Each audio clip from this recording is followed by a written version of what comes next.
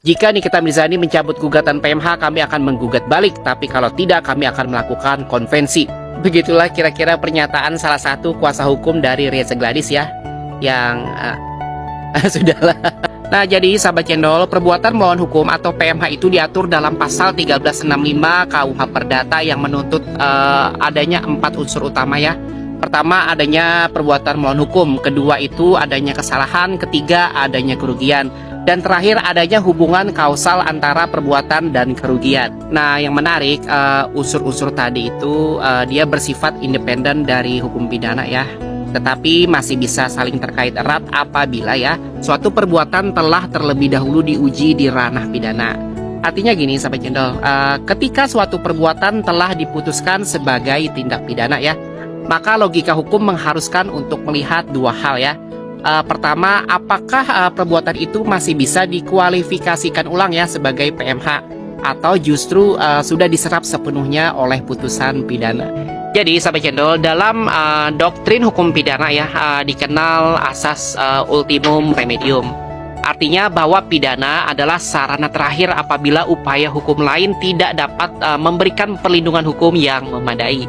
Nah, ketika Reza Gladys memilih jalur pidana terlebih dahulu ya, itu berarti sejak awal mereka menilai ya bahwa unsur-unsur perdata tidak cukup kuat untuk menjamin kepentingannya, atau mungkin saja ya ia sengaja ya menempuh jalur yang represif ya untuk menekan pihak lawan.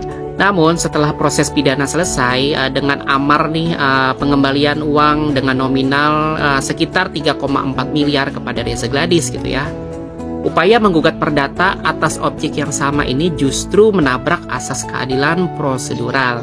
Jadi secara akademik nih, menurut pandangan netizen cendol, hal ini menimbulkan potensi pelanggaran terhadap asas nebis in idem secara material, yakni pengujian dua kali terhadap substansi perbuatan yang sama dengan instrumen hukum yang berbeda. Bukan berarti tidak boleh sama sekali ya, tapi akan menimbulkan problem redundansi hukum karena peristiwa dan akibat hukumnya sudah dikonfirmasi melalui putusan pidana. Kemudian ada juga pernyataan dari kuasa hukum Reza Gladys ya, yang menyebutkan bahwa mereka akan menuntut ganti rugi 4 miliar serta kerugian-kerugian lain akibat proses hukum. Jadi pertanyaan mendasarnya sahabat channel, apakah kerugian itu lahir dari perbuatan Nikita Mirzani ya, atau memang lahir dari konsekuensi hukum yang justru diinisiasi oleh Reza sendiri? Nah, dalam teori kausalitas hukum atau kausal perban ya, suatu kerugian itu hanya dapat ditimpakan pada pelaku ya, apabila hubungan sebab akibatnya langsung dan relevan.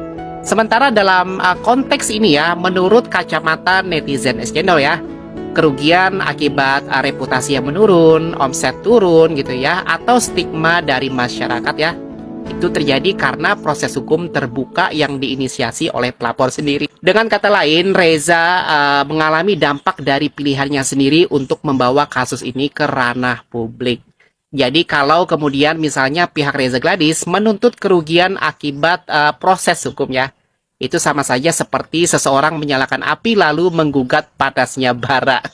Nah, sekarang kita akan membahas tentang pertimbangan nilai keadilan dan resiko pelampiasan hukum. Jadi secara substansi, sahabat channel, putusan pidana terhadap Nikita Mirzani ini sudah mengakomodasi dua aspek ya. Pertama, aspek kompensasi material, yaitu uang 3,4 M dikembalikan kepada Reza Gladys. Kemudian aspek imaterial ya, hukuman 4 tahun untuk Nikita Mirzani dan 3 tahun untuk Ismail Marzuki itu sebagai wujud moral justice. Nah, dengan demikian, menurut kacamata netizen channel ya, ruang keadilan substantif sebenarnya sudah terpenuhi di kasus ini. Jika kini misalnya masih ada rencana menggugat PMH baru dengan objek dan kerugian yang sama ya, maka secara moral yuridis ini dapat dianggap abuse of process atau pemanfaatan lembaga hukum bukan untuk mencari keadilan, tetapi untuk memperpanjang tekanan psikologis dan sosial kepada pihak lawan. Jadi sahabat cendol, hukum itu bukan cermin untuk memantulkan dendam ya.